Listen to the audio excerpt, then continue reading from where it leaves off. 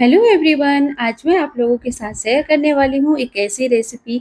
जब आप weight loss पे हो या डाइट पे और आपका कुछ चटपटा सा चाट खाने का मन करे तो आप इस रेसिपी को बनाकर खा सकते हैं विदाउट एनी गिल्ट। और ये जितना टेस्टी है उतना हेल्दी भी है और इसे बनाना भी इतना आसान है कि मिनटों में बनकर रेडी हो जाता है। तो चलिए बनाते हैं प्रोटीन फाइबर से भरपूर ये ब्रेकफास्ट, डिनर या लंच की रेसिपी जिसे आप कभी भी खा सकते हैं।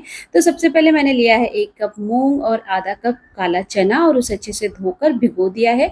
इसे मैंने ओवरनाइट के लिए सोक कर दिया था। तो ये देखिए, इसे 7 से 8 घंटे भिगोने के बाद ये इस तरह का हो जाता है। पानी इसका पूरा निकाल देंगे और उसके बाद एक बर्तन में इस तरह से दूध का जो जाली होता है वो रख दिया है मैंने और उसके ऊपर इसे अच्छे से स्प्रेड कर दिया है। अब इसके बाद एक टॉवेल लेंगे, उसे अच्छे से गीला करके निचोड़ लिया है मैंने और उसे इस तरह से फैला देंगे और उसके ऊपर पानी का छींटा मारकर इस तरह से टॉवेल को गीला कर देंगे। 5 से 6 घंटों के लिए इसे ऐसे ही छोड़ देंगे और 5 से 6 घंटों में जो मूँग है वो काफ़ी अच्छे से उसमें अंकुरित हो जाता है, लेकिन काले चने में थोड़ा टाइम लगता है। लेकिन इस प्रोसेस से करेंगे तो 1 दिन में काला चना भी अंकुरित हो जाता है। तो फिर से इसे थोड़ा-सा ढक देंगे और पानी का छींटा मारकर टॉवल को गीला कर देंगे। तो इससे फिर से 5 से 6 घंटों के लिए इसे छोड़ देंगे। तो इस तरह से हमारा जो स्प्राउट है वो 1 दिन में ही रेडी हो जाता है। ये देखिए, 5 से 6 घंटे हो गए हैं और चने में भी कितने बड़े-बड़े से ऐसे इसके स्प्राउट्स बनकर रेडी हो गए हैं। तो ये देखिए, 1 दिन में ही आप इस तरह से इनमें अंकुर ला सकते हैं। बहुत ही ईज़ी प्रोसेस है। ये काफ़ी अच्छे से ये स्प्राउट बनकर हमारा रेडी है। अब इस हेल्दी स्प्राउट से आप कुछ भी बना सकते हैं। तो चलिए आज हम बनाते हैं एक चटपटा सा बहुत बढ़िया सा रेसिपी। तो इसे हम 2 तरह से भी यूज़ कर सकते हैं। तो सबसे पहले यहाँ पे मैंने लिया 1.5 कप स्प्राउट्स और उसमें डाला है 1 इंच अदरक का टुकड़ा, 6 से 7 लहसुन की कलियाँ, 4 से 5 हरी मिर्ची डालकर अच्छे से इसे पल्स मोड पर हम दरदरा सा पीस लेंगे। इस बात का आपको ध्यान रखना है, इसे बारीक नहीं पीसना है। इसे पल्स मोड पर ही 2 से 3 बार घुमाएँगे, ये अच्छे से पीस जाता है दरदरा सा। तो हमें इस तरह से ही इसे रखना है, बारीक नहीं करना है। अब लेंगे एक मिक्सिंग जार और उसमें इसे डाल देंगे। तो ये जो स्प्राउट है इसमें काफ़ी मात्रा में फाइबर होता है, आयरन होता है और प्रोटीन से भरा हुआ होता है। तो अब इसमें एक और हेल्दी चीज़ डालते हैं, ग्रेटेड पनीर। 200 ग्राम पनीर लिया है, उसे ग्रेट करके डाला है और उसके बाद यहाँ पे मैंने लिया ओट्स का पाउडर, जिसे मैंने घर पे जो ओट्स होता है उसे ही रोस्ट करके ग्राइंड कर लिया था। और उसके बाद यहाँ पे बारीक कटा हुआ प्याज, एक मीडियम साइज़ का, बारीक कटी हुई धनिया पत्ती और यहाँ पे लिया है ब्लैक पेपर पाउडर, क्रश करके लिया है।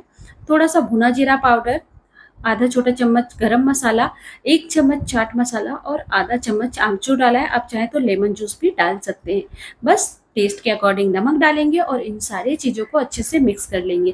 इसमें बहुत ज़्यादा मसाले नहीं पड़ते हैं, बस गिन के 3-4 मसाले ही होते हैं और इनका जो खुद का जो टेस्ट है, जो स्प्राउट्स का है, वो बहुत ही अच्छा आता है पनीर के साथ, इसलिए इसमें बहुत ज़्यादा मसाले डालने की ज़रूरत नहीं पड़ती है।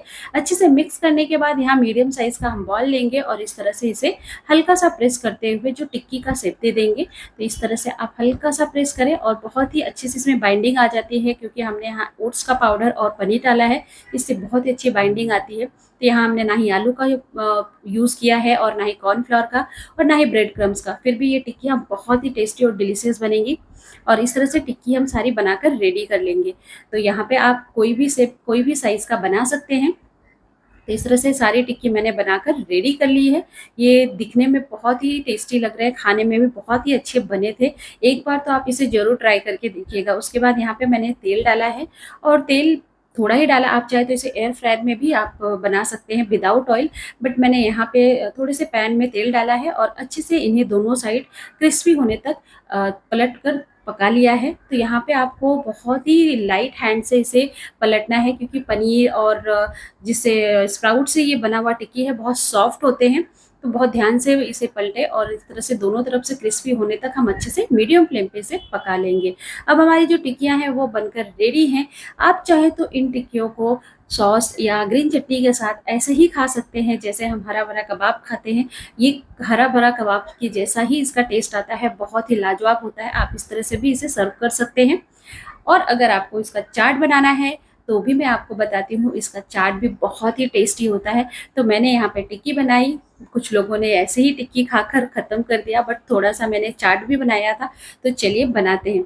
इसके लिए मैंने यहाँ पे 3 टिक्की रखा है सबसे पहले और उसके ऊपर मैंने यहाँ पे कर्ड, जिसमें थोड़ा-सा शुगर डाल के मिक्स कर लिया था।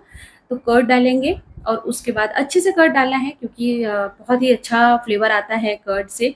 और उसके बाद खजूर इमली की चटनी डाला है, फिर यहाँ पे धनिया पुदीने की हरी चटनी डाला है जो बहुत ही स्पाइसी और चटपटा होता है।